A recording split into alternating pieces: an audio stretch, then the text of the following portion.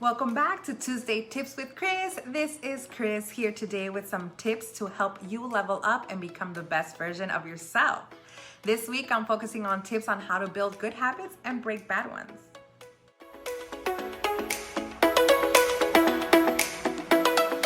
We've all heard that it takes 21 days to form a habit. But that's not because after 21 days, your body and your brain all of a sudden decide, oh, I'm gonna build this habit.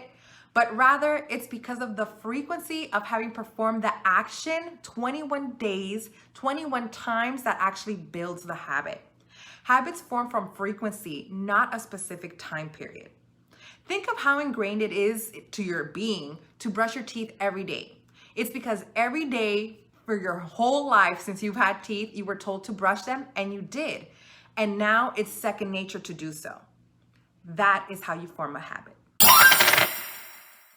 So, in order to build a good habit and break a bad one, we need to first understand how habits are formed.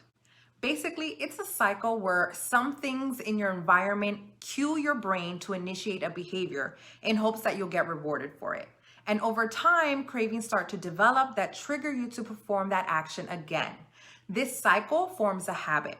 For example, you smoke cigarettes every time you go out to have drinks with your friends.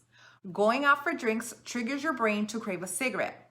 And then by smoking, you're satisfying your craving, rewarding your action for smoking. So, to build or break a habit, you have to consider this process. One way to break a habit is by making the reward unattractive or replacing the reward with a consequence or punishment. Like, for example, every time I crave a cigarette, I have to do 10 burpees. Another way is to remove or hide the cues that prompt your behaviors, like maybe not going out as often to drink so that you're not prompted to want to smoke. Or if you're trying to not eat junk food, not keeping junk food in the house. Using the same principles, you can build a good habit.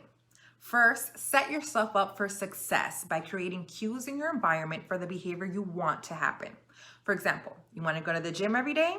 Then prepare your gym bag and clothes the night before. Pack a snack so you don't get hungry and place the bag by your doorstep so that you don't forget it when you leave in the morning. Try to make performing the habit as easy as possible. So for the gym example, choose one that is close to your job or on your way home so you don't have to go too much out of your way to accomplish it.